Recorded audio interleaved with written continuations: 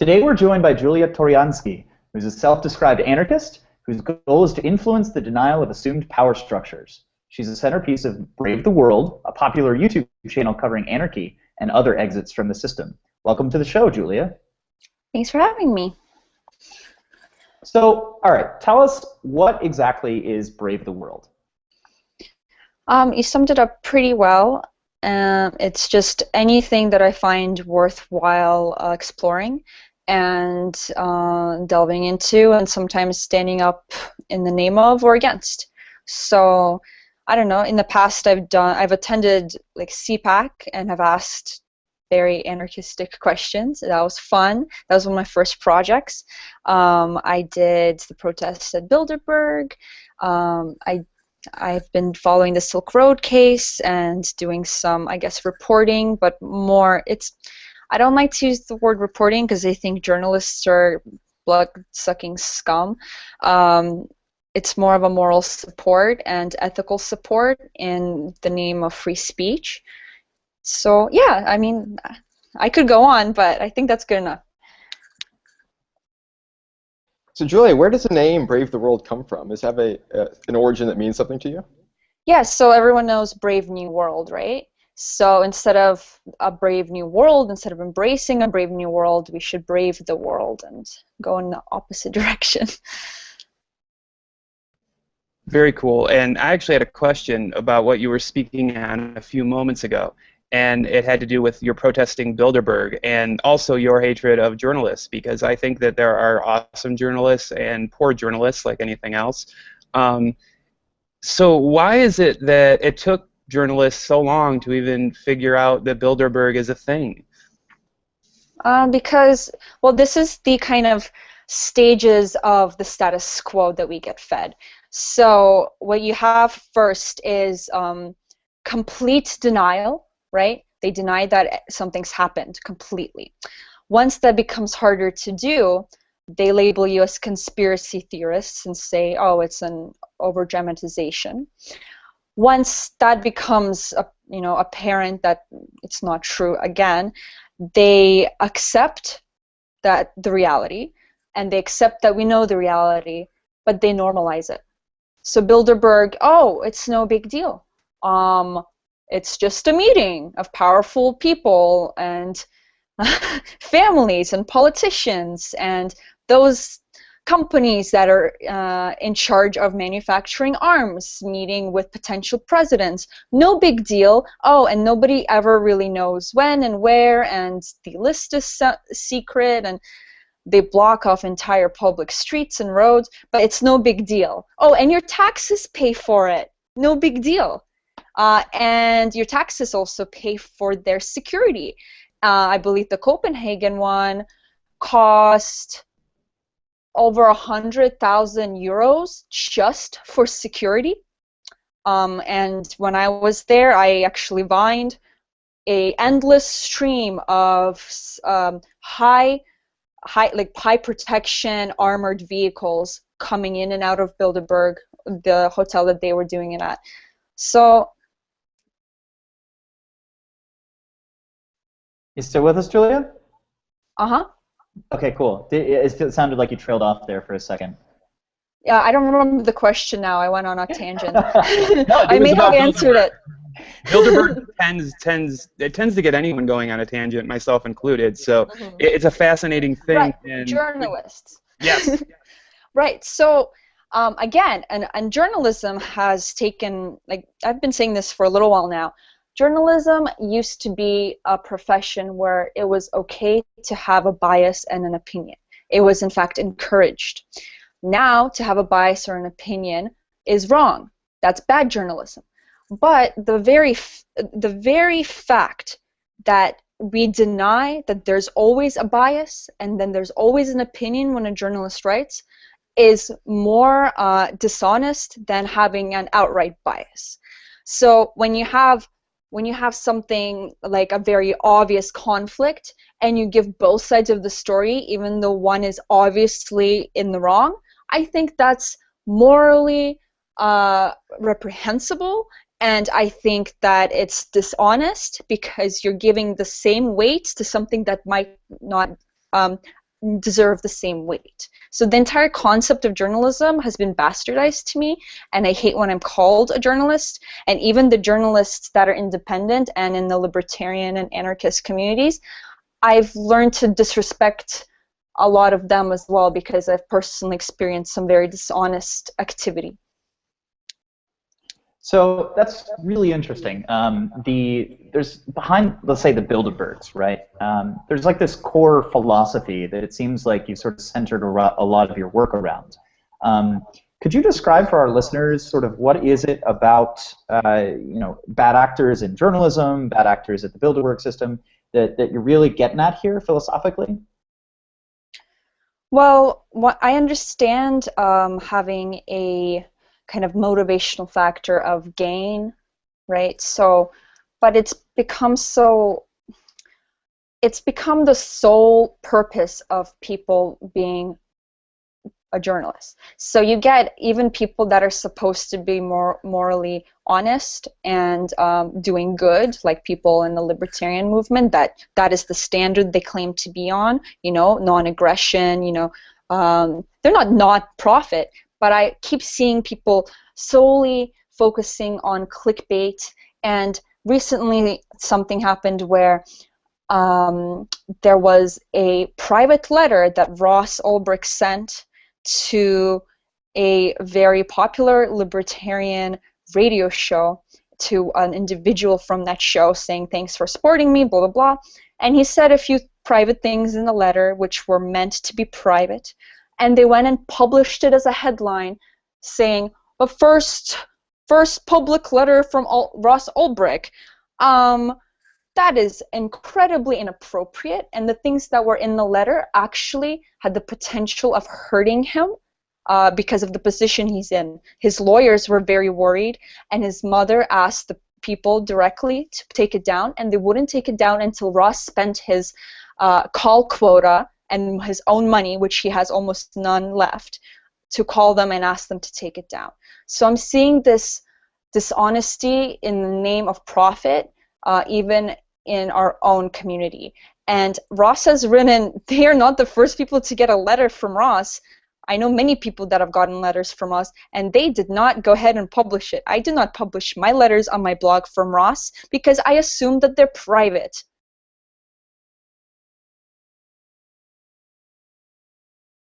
And I think that the main word there is assume when it comes to that, and it's really interesting when it comes to private communication as what is private and what is public, and it really comes down to what you make private and what you make public, and I'm probably the oddest one of the whole decentralized group here, because I have not made I haven't taken a stance on the Ross situation, because I think obviously what he did is, the freedom part of me says, oh, who cares, it's to each his own, but then the other part of me goes, well, when you play with fire and you get burned, and then you see that he got life in prison, and I as a taxpayer have to pay for that, that is what bothers me actually the most. So I'm actually, very interested in that more than anything else, is the sentence. Well, you should be upset with the state for having to pay those taxes, not with Ross, right? Absolutely, and it's absolutely, and the judge. And I mean, the whole, I've had 2 interviews before this too, and there's one thing I just keep reiterating. The whole thing of whether Ross is guilty or not, and there's been a lot of finger pointing at his supporters, saying that we've been inconsistent. One minute he's not DPR, the next minute he's is DPR, but go anti-drug war. We have not changed our tune. His supporters maintain that he's innocent, and let me explain what we mean by innocent. If Ross is DPR the whole time, started it throughout, the only person who was DPR, if he was DPR some of the time and multiple DPRs are involved, if he wasn't DPR at all, all of those make him still innocent, because at the end of the day, the Silk Road reduced harm, saved lives, and took violence off the streets. That is not even negotiable. So in an ethical sense, he is innocent. In the law sense, he's guilty. but so are people in that follow the Muslim religion and are under Muslim law that drink breast milk on the third full moon of the year. They're guilty to be punishable by death. So I mean, if you're guilty by law, anything could be made illegal, right? This whole trial situation and sentencing with Ross just really has me sick to my stomach, and it's been pretty upsetting for a lot of people, I'm sure. I understand you were at the trial. Were you also present at the sentencing? And can you tell us a little bit about your experience with either of those? Yeah, I was at the trial, and if anybody wants to just get up to date with how it went down, I have like very thorough videos on my channel, and it's Brave the World channel on YouTube. You can just search it; it's easy. Or on my website, bravetheworld.com. But yeah, the trial itself was daunting. They really dragged it out. The prosecution was very brutal, and they pandered to their audience, which was a jury of his peers, which was not, because most of them were government workers and very basic people. Not to be rude, but a jury of his peers would be at least university graduates, at least people that are somewhat technologically savvy, at least people that are under 40 years old. So it was not a jury of his peers. So the entire process was pretty horrific, and again, the behavior from journalists was incredibly inappropriate. I was misquoted, Lynn was misquoted, and then the same people who misquote us for their clicks come to our faces and say, "Oh, can I get another interview with you?" So, I mean, that was not a fun time. I did get a flight to go see him during the sentencing, but then the sentencing changed after I already booked my flight, and I just didn't have the means to change it back, and I decided to go home instead. So one of the things you talked about a little bit earlier was this idea that things can be against the law by the state or by a central authority, but still morally correct, right? Or morally, or the inverse, things can be morally wrong and still perfectly legal. One of the things I think you pursued, a lot of people pursued very early on in sort of the trial, was this idea of jury nullification, where if the jury feels that the law itself is unjust, they can, not convict the person of the court. They can actually basically nullify that law for that sentence. Yeah. That's a constitutional right. But the judge, right before the jury went to deliberate, she actually said, even if you don't agree with the law, you still have to judge according to the law. So she was alluding to the fact that jury nullification exists. She knew that most of those people are uninformed, but she still took the precaution to dismiss any, cloudiness in their mind in case they were leaning in that direction. So she was very adamant about being against the concept of jury nullification. The law's the law, and he did this, this, and this, therefore he broke this, this, and that law, therefore he's guilty. Morality, or that did not counter in at all. Yeah, it was kind of tragic, and now it's kind of an inverse state where the state is the one committing the violence against a morally innocent individual, right? And that's sort of the travesty of it all. What is the role? Go ahead. Just playing on that. He's a non-violent criminal. Okay, exactly. He's a criminal by the law. He's a non-violent criminal with no history, and he's going to be sent to a maximum security prison for life with rapists and sociopaths and murderers. Like, that is a complete infringement on any kind of human rights, even by the most basic standards. Well, and what's interesting is in the community, everybody feels that he largely helped remove violence from the system. So what do you think is the role? What can we gain from this, and what can we do today, first and foremost? And then what can we do to make sure that things like this absurdity doesn't ever happen again? Jeffrey Tucker wrote a cool article, and he named Ross Ulbricht the Socrates of today, and he named all of these historic characters that were prosecuted for being, a trailblazer and making a watershed in history because of their achievement. And then we look back on it and we're like, oh, we probably shouldn't have punished them for doing what they did. And he's being very positive, and he hopes that'll be the case. I would love to believe that, but I see where America's moving, what direction it's moving in, and I think it's just becoming more morally bankrupt. And I think people, a lot of these people who are anti-Silk Road or anti-Ross, a lot of them are like these liberal atheists, right? And liberal atheists pride themselves on not needing a god or a higher power, right? They pride themselves on thinking for themselves. Yet, they're actually replacing the belief in God. And originally, Christianity was very anarchistic, and Christians were prosecuted for not worshiping the state in Rome. And if you read anything that Jesus said, he was a total anarchist and anti-authoritarian and pro-peace and non-violence. And these very same people just replace religion with the worship for the state, which is a million times worse.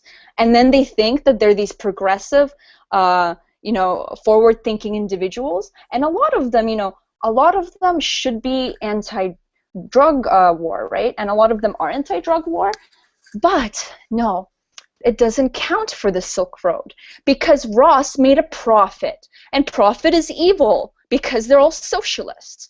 So somehow, because Ross made a profit from the Silk Road, negates any good that the Silk Road did. Exactly. And as a follow-up, something you said a moment ago too, when you were talking about the sentencing and just how he was sentenced with murderers, rapists, violent criminals. I think that actually is something more than being morally bankrupt, is really the prison industrial complex, as people like to call it, and there's a profit incentive there. And how do you feel about that? Do you feel this is something that's isolated with Ross, or do you feel this is something that is a bigger problem?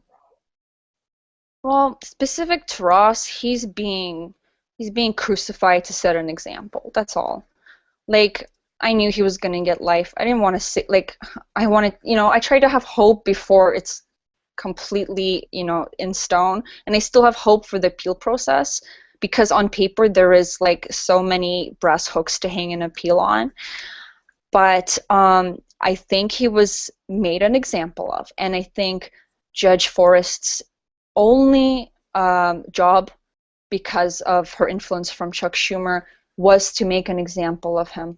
And that's just a sad circumstance of his existence. He was the first, and he's going to be adequately punished, and everyone's going to know, and there's going to be a media campaign against him, and they're going to slander him to the point of labeling him as a murderer, whether or not it was proven. There wasn't even bodies, and the site was ran by their own feds at that point, and it's quite obvious that they faked it by now.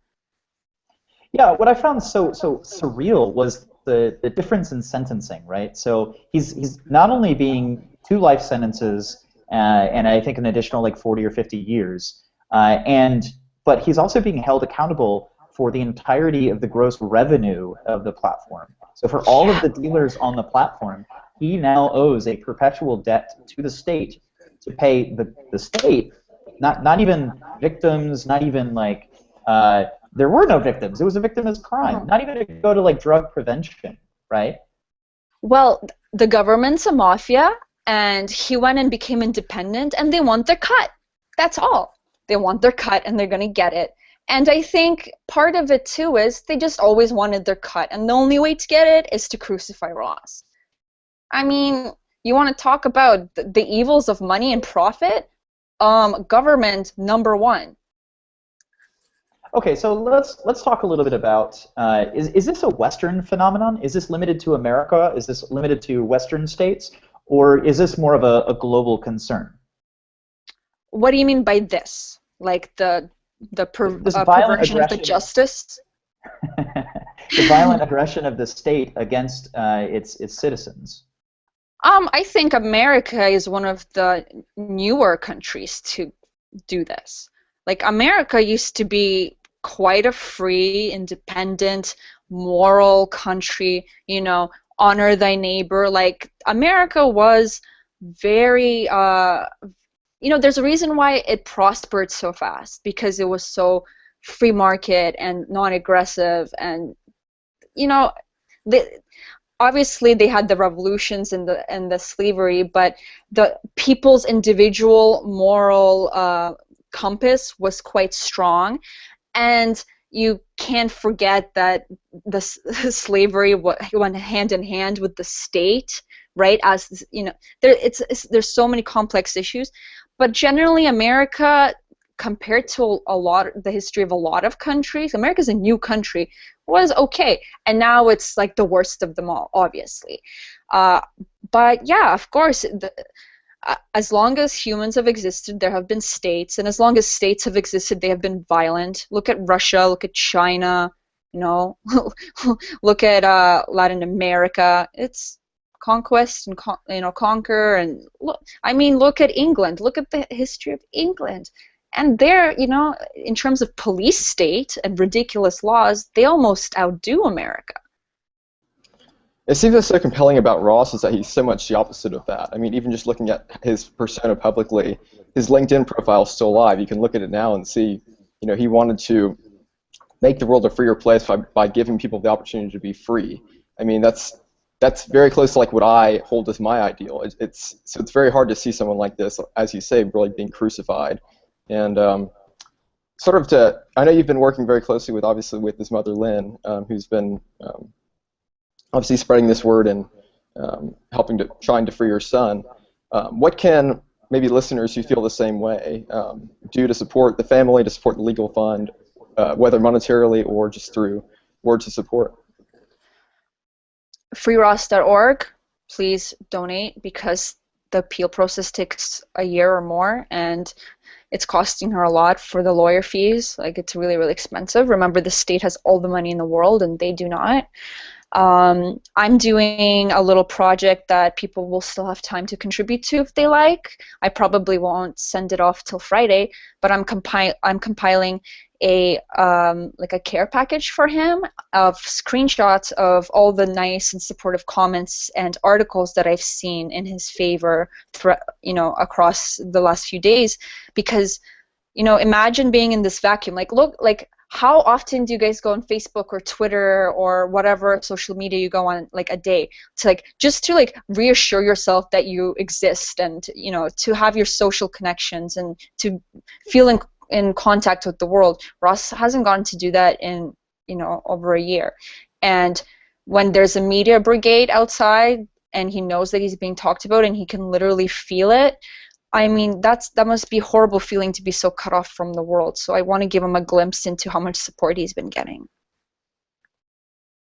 That's really awesome, and we really appreciate what you're doing to sort of get the word out, and not only with the Ross Ulbricht case, but with things like the BIT license and elsewhere. And we sort of like to talk about a few of the other projects you're working on.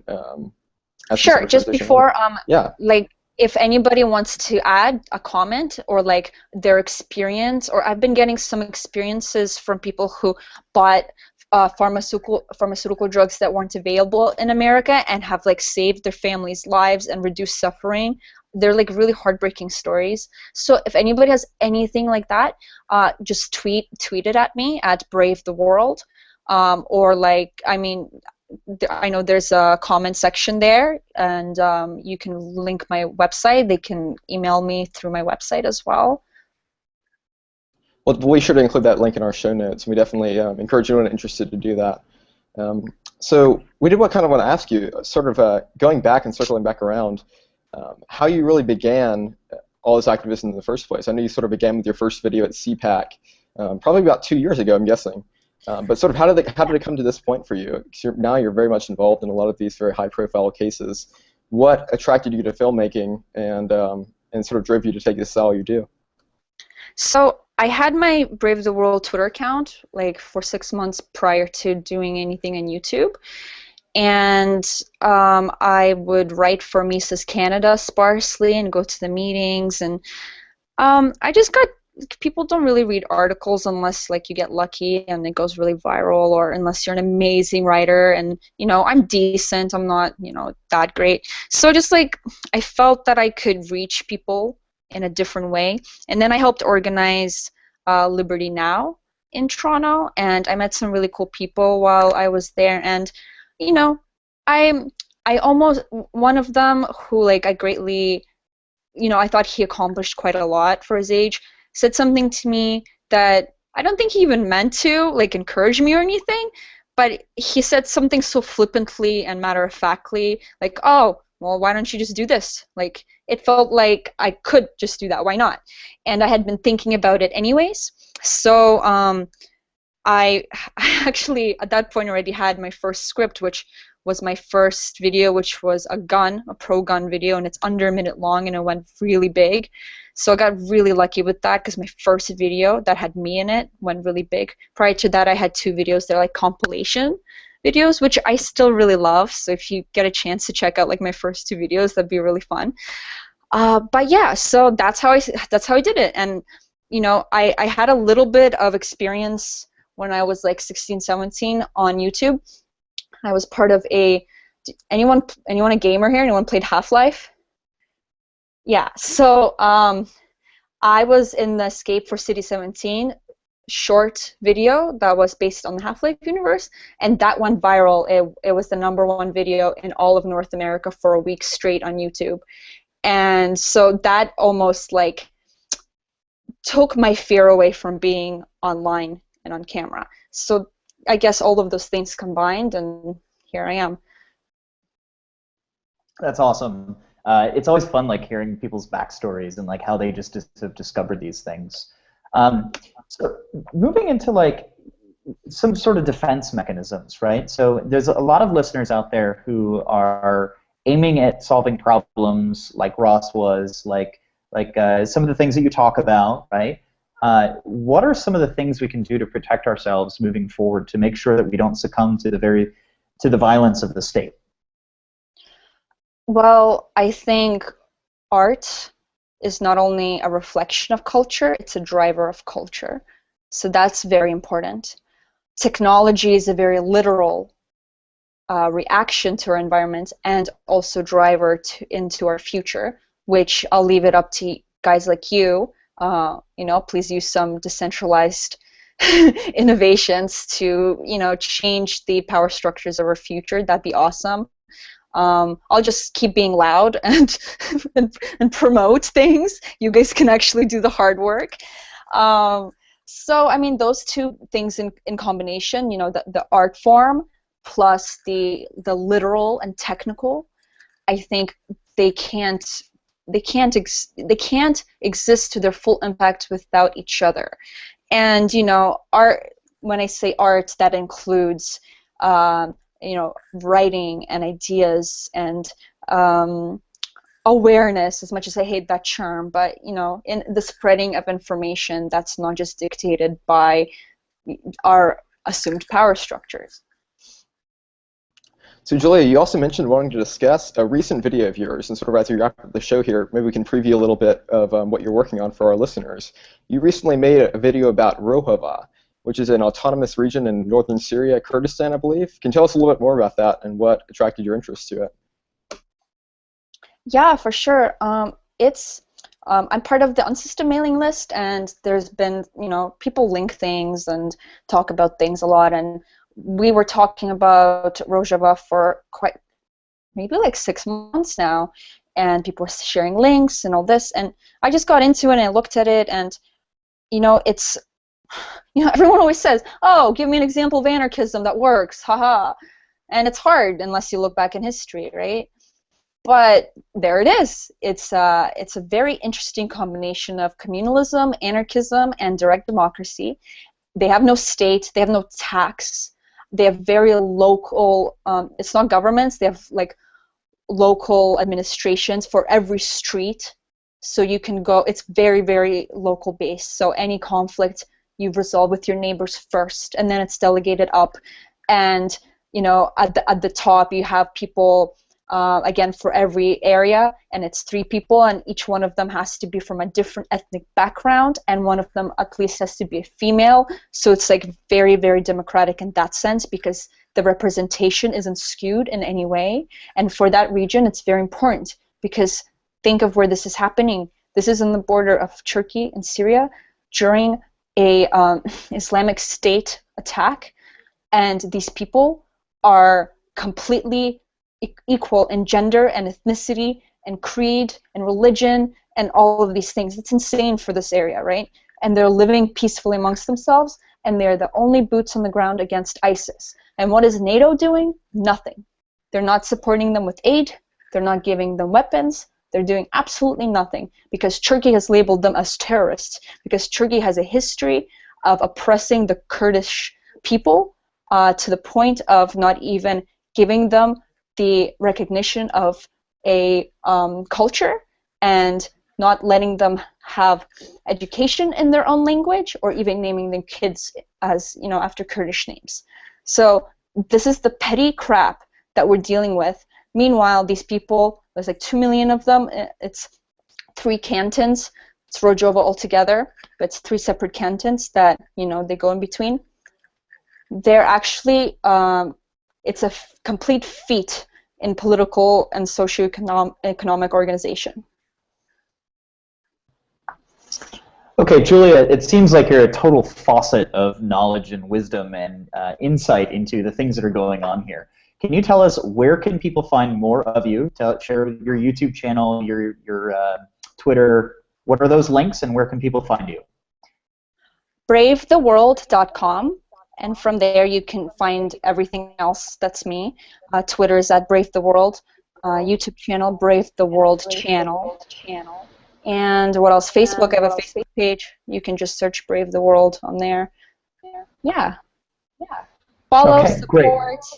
If you're very rich, donate a little. If you're not very rich, you know, leave me a nice comment. I especially liked your comment about how people, more than technical people, can contribute to the ecosystem. What you're doing, you're shouting from the hilltops and sharing and spreading information. And that, in my opinion, that is just as equivalent to the technology side of things. They have to, both things and more need to exist all together for this to be successful. So Julia, thank you so much for your time today. Our listeners have very much enjoyed it. We've already got comments flowing in. So thanks again, Julia, for joining us. You're welcome.